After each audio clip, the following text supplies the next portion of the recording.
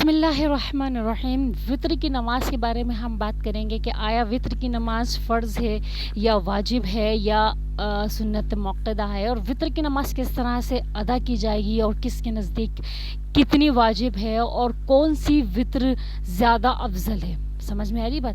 اور وطر کی نماز اگر نہیں پڑھتے ہیں تو کیا عشاء ہماری ہو جائے گی یا نہیں ہوگی، اس معاملے میں ہم تھوڑی گفتگو کریں گے. پہلی بات تو یہ ہے کہ وطر کی نماز عشاء میں وطر کی نماز احناف کے نزدیک واجب ہے. ٹھیک ہے، امام شافعی رحمہ اللہ کے نزدیک سنت موقدہ ہے اور دوسرے ائمہ کے نزدیک الگ الگ باتیں ہیں، لیکن احناف جو کہ ہم ایک ہی فرقے کو فالو کرتے ہیں، تو دیکھو ہم مانتے سب کو ہیں. ٹھیک ہے، میں مانتی سب کو ہوں، چاہے وہ امام احمد بن حنبل ہوں، امام مالک ہوں، امام شافعی رحمہ اللہ ہو، میں سب کو مانتی ہوں، سب کو صحیح کہتی ہوں، لیکن فالو صرف ایک کو کرتی ہوں، وہ بھی امام ابو حنیفہ رحمہ اللہ کو.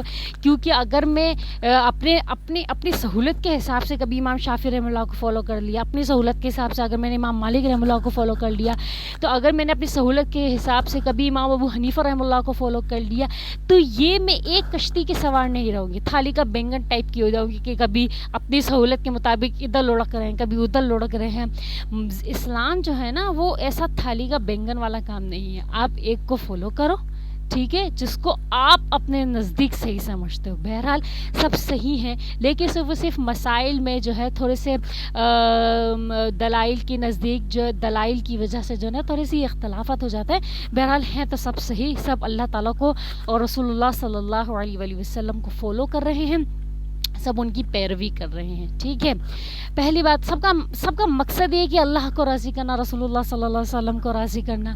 ٹھیک ہے، جنت میں جانا، سب کا ایک ہی موقف ہے. ٹھیک ہے، اب یہاں پر بات آتی ہے کہ چونکہ عشاء کی نماز میں وطر جو واجب ہے، لیکن اگر کوئی کسی وجہ سے مجبوری میں یا بیماری کی حالت میں عشاء کی پوری نماز نہیں پڑھ سکتا یا وطر ادا نہیں کر پا رہا، تو اگر وہ عشاء کی صرف فرض ہی ادا کر لیتا، فرض کتنے عشاء میں؟ صرف فرض 4 ہی ہیں، اگر وہ بہر صورت 4 فرض ہی ادا کر لیتا ہے تو اس کی عشاء ادا ہو جائے گی. دیکھو آپ عشاء کی نماز میں جو فرض ہے جس کی پوچھ گچھ ہوگی روز محشر میں ہونا لازم ہے، اور فرض نماز کو چھوڑنا کبیرہ گناہ ہے، کبیرہ گناہ ہے، بہت بڑا عظیم گناہ ہے فرض کو چھوڑنا.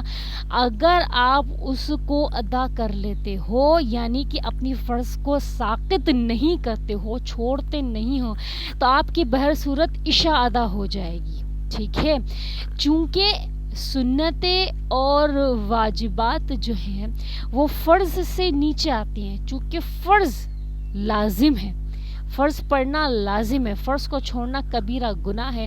تو اگر آپ نے وطر نہیں پڑھ پا رہے ہو، یا ابھی چکن گونیا اتنا نکلا ہوا ہے کراچی میں، اتنے لوگوں کو بخار کی اتنی بیماری نکلی ہوئی ہے اور ہمت نہیں ہے نماز پڑھنے کی، تو بیٹھے بیٹھے یا لیٹے لیٹے ہی یا اشاروں میں ہی اپنی 4 رکعت فرض عشاء کی ضرور ادا کرے. بہرحال فجر، ظہر، عصر، مغرب، عشاء سب کی فرض ضرور پڑھ لو، تاکہ آپ کی آج کے پورے دن کی نمازیں تو ادا ہو جائیں گی. ٹھیک ہے نا، آپ نماز کو ساقط کرنے سے تو بہتر یہ کہ آپ نماز ادا کر لو. ہو گئی بات مکمل. اب دوسری بات یہاں پر آتی ہے کہ آیا وطر کی نماز کتنی ہے؟ کسی کے نزدیک 1 وطر ہے، کسی کے نزدیک 2 وطر ہے، کسی کے نزدیک 3 وطر ہے.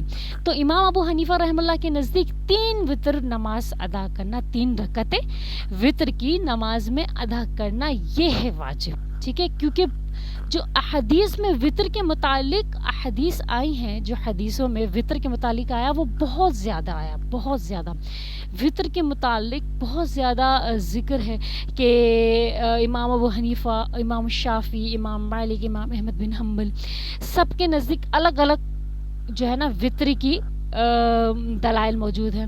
کسی کے نزدیک ایک رکعت وطر پڑھنا واجب ہے, کسی کے نزدیک 2 رکعت وطر پڑھنا واجب ہے, اور امام ابو حنیفہ رحمہ اللہ کے نزدیک 3 رکعت وطر نماز ادا کرنا یہ واجب ہے.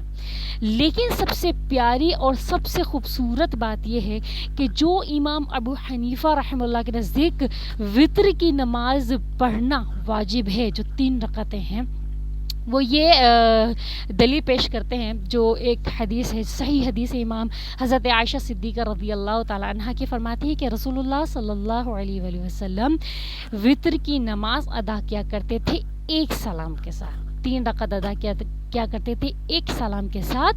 پہلی رکعت میں سمیع اسما ربی الاعلیٰ پڑھتے تھے, دوسری رکعت میں قل یا ایھا الکافرون پڑھتے تھے, اور تیسری رکعت میں قل ھو اللہ احد پڑھا کرتے تھے.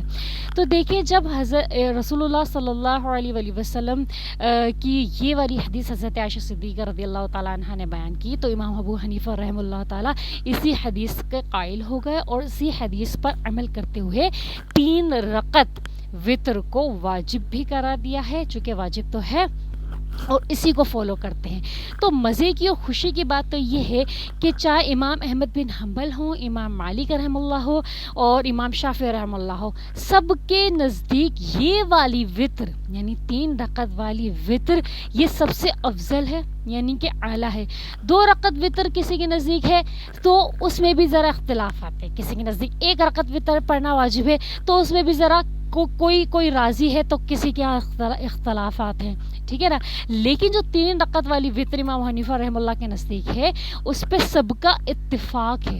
سمجھ میں آ رہی ہے؟ امام احمد بن حنبل, امام مالک, امام شافعی رحمہ اللہ, تو سب کا یہ ہے کہ سب کے نزدیک یہ والی وطر پڑھنا کیا ہے, افضل ہے. تو اسی لیے آپ لوگ جو وطر کی نماز پڑھو گے تو وہ 3 رکعت کے ساتھ وطر ادا کرو گے, ٹھیک ہے, ایک سلام کے ساتھ. یعنی کہ تیسری رکعت میں دوسری رکعت میں آپ نے سلام پھینکے جب آپ کھڑے ہو جاؤ گے, ہاں, تو کیا کرو گے, قل ھو اللہ احد کے بعد آپ نے رفع الیدین کرنا ہے, یعنی کہ سلام ہاتھ اٹھانا ہے اللہ اکبر کہہ کر, اور اس کے بعد آپ نے دعا قنوت پڑھنی ہے. اگر تو آپ کو دعا قنوت نہیں آتی ہے تو آپ کوئی بھی دعا پڑھ سکتے ہو, دعا قنوت کے علاوہ کوئی بھی دعا عربی کی جو حدیثوں سے ثابت ہے وہ آپ کوئی بھی دعا ادا کر سکتے ہو, پڑھ سکتے ہو. لیکن اگر آپ نے دعا نہیں پڑھی یا آپ بھول گئے تو اگر آپ بھول گئے ہو تو آپ کو کیا کرنا پڑے گا, آپ کو سجدہ سہو کرنا پڑے گا. لیکن اگر آپ نے جان بوجھ کے چھوڑ دی, ٹھیک ہے, تو آپ نے نماز کو دوبارہ دہرانی پڑے گی کیونکہ آپ نے دعا نہیں پڑھی تھی رفع الیدین کے بعد, ٹھیک ہے.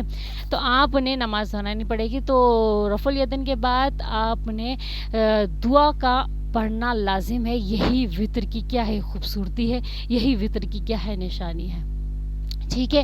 امید کرتی ہوں آپ کو میری بات اچھے سے سمجھ میں آئی. اس کے متعلق اگر آپ کے پاس کوئی بھی سوال ہے, کیا آپ کو ایسا لگتا ہے کہ میں ایسا کرتی ہوں یا میں ویسا کرتی ہوں, تو آپ اس طریقے سے مجھے بتا سکتے ہو.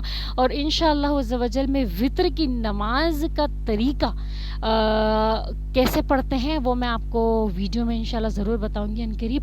امید کرتی ہوں آپ کو میری بات اچھے سے سمجھ میں آئی ہو. جزاکم اللہ خیرا, احسن الجزاء فی الدارین.